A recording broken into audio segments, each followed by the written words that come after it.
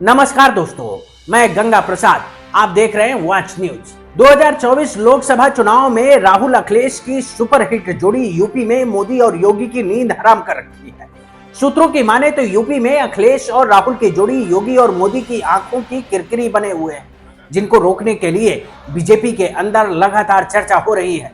लेकिन कोई भी हथकंडा काम नहीं आ रहा है, क्योंकि यही दोनों नेता यूपी में बीजेपी की तीसरी बार सरकार के रास्ते में सबसे बड़ा रोड़ा बनकर खड़े हैं, जिनको लड़ाने और फूट डालने की कोशिश बीजेपी की तरफ से लगातार की जा रही है।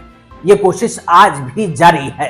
जैसे संसद के इस पूरे सत्र में देखने को मिली, 20 जुलाई से राहुल और अखिलेश एकजुट दिख रहे हैं। संसद भवन के बाहर हर विरोध प्रदर्शन में वो साथ नजर आए, और यही वजह है कि दो लड़कों की ये जोड़ी बीजेपी को खटक रही है।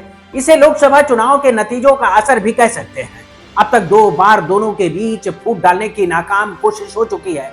अब तीसरी कोशिश की तैयारी है। पहली कोशिश 22 जुलाई को हुई, जब लाठीचार्ज के मुद्दे पर लोकसभा के अंदर सिर्फ राहुल गांधी को बोलने के लिए समय दिया गया। इससे अखिलेश यादव नाराज हो गए। हालांकि नाराजगी कुछ ही पलों में दूर हो गई। बाद में अखिलेश यादव लोकसभा के अंदर ही राहुल गांधी के बचाव में खड़े हुए। ये एक तरह से बीजेपी को जवाब था। जबकि दूसरी कोशिश 28 जुलाई को हुई। लोकसभा में अखिलेश यादव छात्रों पर हुए लाठीचार्ज के मुद्दे पर बोल रहे थे। इस बार किरेन रिजिजू ने जानबूझकर इमरजेंसी का मुद्दा उठाया। उन्हें लगा कि अखिलेश यादव इमरजेंसी पर कांग्रेस को घेरेंगे, लेकिन हुआ इसके उल्टा। बेहद सूझबूझ के साथ अखिलेश यादव ने बीजेपी को ही लपेट दिया। अगर वो बयान नहीं सुना तो सुन लीजिए। छात्रों का आंदोलन के बाद सरकार उनका बात सुन के पार्लियामेंट में बिल लेके आता है, ये अच्छा है, या जो आंदोलन होता है तो उसको कुचलने के लिए देश में इमरजेंसी लगा देता है, वो अच्छा आप बता दीजिए। अध्यक्ष महोदय, मैं इमरजेंसी को तो नहीं देखा हूं, लेकिन इमरजेंसी में क्या क्या हुआ है वो अभी दिल्ली की राजधानी में भी देखने को मिल गया। आंसू के गैस के गोले और लकड़ी में लगा हुआ कुछ कील का और कांटे की चीजें, उस समय करंट नहीं लगाया जाता था, इस बार करंट लगाया गया। तो ये इमरजेंसी के बराबर ही हुआ है हमला, कम नहीं है। इमरजेंसी से कम अन्याय नहीं कर रहे हैं आप लोग। दरअसल बीजेपी को भरोसा था कि इमरजेंसी पर अखिलेश यादव कांग्रेस को नहीं छोड़ेंगे। ऐसे में एक तीर से 2 शिकार हो जाएंगे। एक तो कांग्रेस के विरोध में अखिलेश खड़े हो जाएंगे, और बीजेपी को इमरजेंसी के बहाने अखिलेश यादव का साथ मिल जाएगा। लेकिन हुआ इसका उल्टा। अब तीसरी नाकाम कोशिश की गई है। सत्ता पक्ष चाहता है कि बात छात्रों के मुद्दे पर ही खत्म हो जाए। वहीं अखिलेश यादव इसके लिए भी तैयार नहीं है कि वो सिर्फ छात्रों के मुद्दे पर चर्चा हो। वो चढ़ावा चोरी पर भी सरकार से जवाब चाहते हैं। जबकि राहुल गांधी पूछ रहे हैं कि पैलेट गन चलाने का आदेश किसने दिया है। इसका जवाब अब तक नहीं दिया जा रहा है।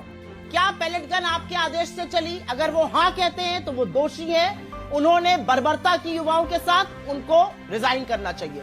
वैसे भी अगर छात्रों के मुद्दे पर राहुल गांधी ने लीड ली है, तो चढ़ावा चोरी के मुद्दे पर अखिलेश यादव फ्रंट फुट पर हैं। ऐसे में बीजेपी अब बुरी तरह से फंस चुकी है। यही वजह है कि पूरे मानसून सत्र में राहुल गांधी की चर्चा हो रही है। हर रोज उन्होंने मीडिया से बात की, सवालों के जवाब दिए, सड़क से संसद तक मुखर रहे। बीजेपी को यह कहना पड़ा कि राहुल गांधी ने संसद को हाईजैक कर लिया। बार बार कोशिश की गई कि राहुल और अखिलेश यादव को लड़ाया जाए, विपक्ष की एकजुटता को तोड़ा जाए। जैसे आपको याद होगा, लोकसभा चुनाव के बाद राहुल, अखिलेश और अवधेश प्रसाद एक साथ संसद में बैठे दिखाई दिए थे।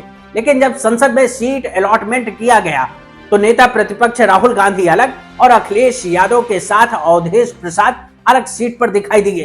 तब अखिलेश यादव की नाराजगी को बीजेपी ने यह कहकर प्रचारित किया कि इंडिया गठबंधन टूट गया। ऐसा कई मौकों पर देखने को मिला। एक बार तो अखिलेश यादव की प्रधानमंत्री मोदी ने ही संसद में मदद करने को लेकर तारीफ की। और अखिलेश जी मेरे मित्र हैं, तो कभी कभी मदद कर देते हैं। यूपी में मिली हार के बाद बीजेपी हर संभव कोशिश कर रही है कि विपक्ष में फूट डालो, राज करो।